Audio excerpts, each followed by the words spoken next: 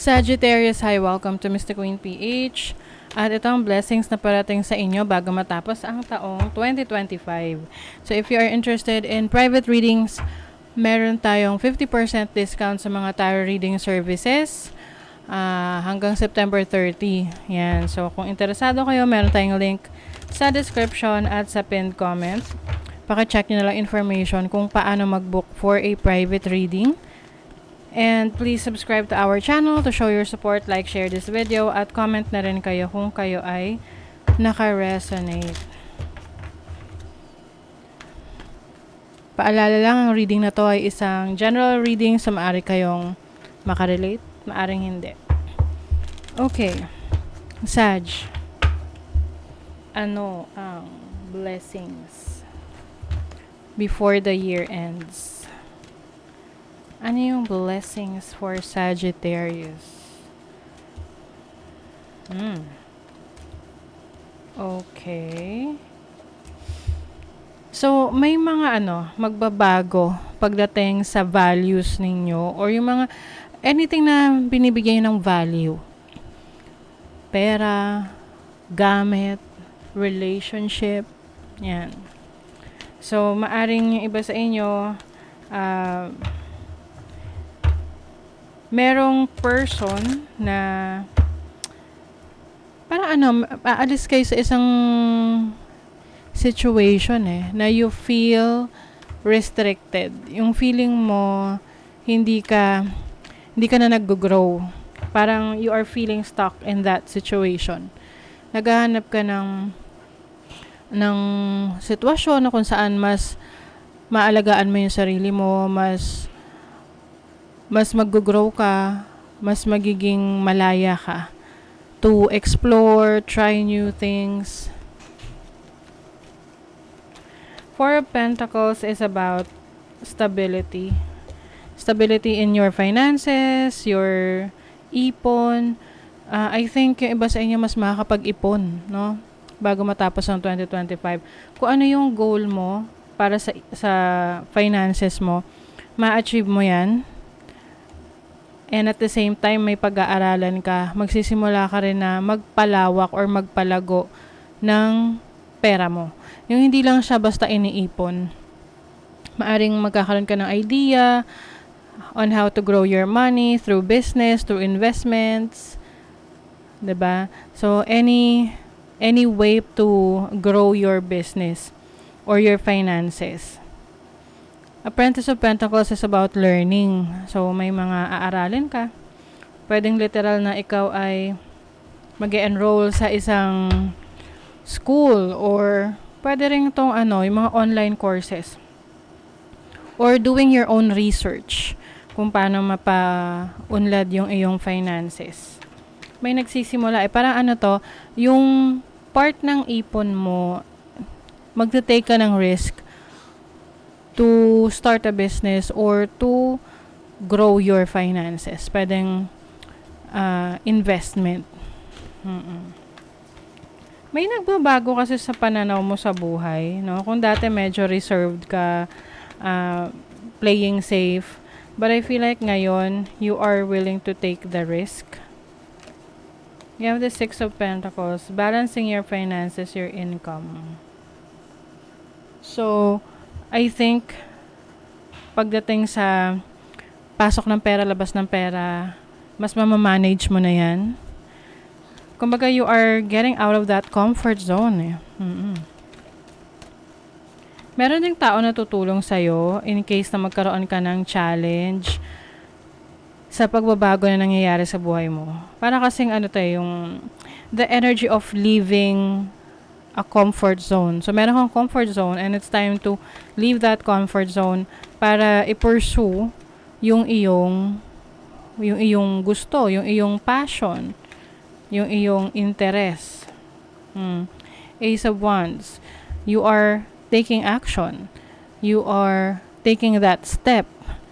You are feeling excited about this new beginning na sisimulan mo. So, tingnan natin kung in what area of life tong new beginning na to. 8th house. Investment, transformation, Meron din ditong, pwedeng unexpected rin for you is, merong makukuhang mana, inheritance. This can be a form of a material thing. Like, let's say, may mamanahin kang sasakyan, bahay, lupa, or pera. And also, 8th house is about business and yung investment. So, maaaring ikaw ay mag-invest bago matapos ang taon. And that will bring more blessings to you na mag-aayos ng iyong financial situation. Magkakaroon ng financial stability. Maayos na flow ng pera, ng resources. O, diba? And you will gain success from that. Makita mo rito, meron siyang dala-dala, no, sa likod niya. Ano ba to? Parang, hinarvest niya yan no? So, itong success na to, hindi ito yung overnight success. Ito yung talagang tinarabaho mo, pinaghirapan mo. May mga sacrifices ka na ginawa to achieve that success. Yun yung masarap na namnamin na tagumpay, yung alam mong pinaghirapan mo. You also have romance, so this can be a romantic relationship na blessing sa'yo kung ikaw ay nasa isang relasyon ngayon. So, maaring itong person that you're dealing with is going to bring blessing sa buhay mo, na masasabi mo na blessing siya kasi mas inspired ka, mas motivated ka sa buhay, marami kang nagagawa, mas productive ka. And if you're single, so the blessing is a person na maaring darating sa buhay mo.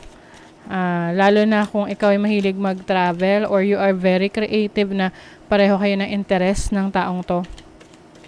Or makikita mo to sa isang creative event or let's say for example, pareho kayo content creator tapos may meet up ng mga content creator dun sa platform na yon. So, pwedeng dun mo siya makilala. Climbing towards success. Oh, diba? 2 beses na yung success lumabas. So, climbing towards success. Like what I mentioned sa inyo kanina, diba? Itong success na to, hindi to yung overnight na madali mo lang makukuha. Ano siya? Step by step. Diba? Umaakyat ka dyan, hindi siya madali, pero nagagawan mo ng paraan. Umaandar, umaangat. So, ipagpatuloy mo lang yan kasi guaranteed ang success sa'yo. Do not be tempted to lower your standards. Yes. May mga bagay na kailangan mo ring panindigan, no, sa sarili mo. Yung values mo, yung moral compass mo, yung dignity mo para mas ma-protectionan mo yung tingin mo rin sa sarili mo na nakuha mo yung success na yan hindi dahil sa corruption. Corruption talaga. Hindi dahil sa at the expense of other people na meron kang natapakang tao. So, itong success na to is yung success na nanggaling sa talagang maayos at malinis na paraan. Beware of great pride. Yung pride is about yung masyadong, minsan nagiging mataas yung tingin natin sa sarili natin na we are above other people. But actually, pare-pareho, pantay-pantay lang tayo. Nagkakaiba lang yan ng timeline na maari ngayon, yung iba, nagiging successful, tapos ikaw nandun ka pa lang sa simula. And there's nothing wrong with that, no? Importante is nakafocus ka dun sa goal mo. Time to go out and have fun. Ooh, so you're going to go out and have fun. Maaring may mga events, parties na pupuntahan ka, or ito yung paraan mo para makapag-relax. Kasi kapag nasistress na yung isang tao, mas makakatulong, makakabuti na, lumabas, gumalaw-galaw, mag-explore.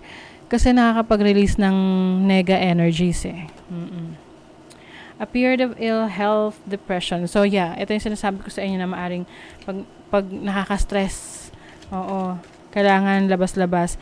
And also, maging maingat rin sa iyong kalusugan. Danger, especially in money matters. So, pagdating sa pera, maging maingat. Kung meron kayong papasuking, let's say, business or isang financial investment, Maging maingat. Or kahit na mismo sa pag-handle mo ng pera, maging maingat. Invitation. The words you speak are an invitation to life, a request to bring energy into form. Choose your words carefully. Yes. So, mas maganda na yung mga words na lumalabas sa atin is positibo, no? Maganda yung energy para yun din yung ating na-attract. Kapag napapansin mo na parang, ay, nagnenega na yung energy mo, let that go. Oo. Release mo yan. Just because some people are fueled by drama doesn't mean you have to attend the performance. Make your life a drama-free zone. So, kung alam mo na parang isang sitwasyon is masyado ng dramatic, toxic, it's time to get out of that situation kasi ayaw mo namang idama yung sarili mo sa problema ng iba. 'Di ba? You are learning all aspects of spiritual connection and reaching new heights. Oh, this is pagkakaroon ng mas malawak na pananaw sa buhay, even spiritual awakening, no? Oo. Mas dumadami yung knowledge mo, mas nagiging aware ka sa paligid mo, sa pananampalataya mo, sa paniniwala mo, at bukas ka rin sa mga bagong ideologies or bagong paniniwala. Honor your own time of harvest, offer your gifts and blessings as service to the greater good. Yan. Honor your time of harvest. So, kumbaga, be more patient, no? Kapag sa tingin mo parang ang bagal ng progress, it's okay. As long as alam mo ginagawa mo yung best mo, yung para sa'yo, and eventually, makukuha mo rin yung dinideserve mo. Keep going lang. Ayan. And of course, kapag may blessings, share blessings to others para babalik rin sa'yo yan ng mas marami pa. So, that is your reading, Sagittarius. Thank you so much. See you again.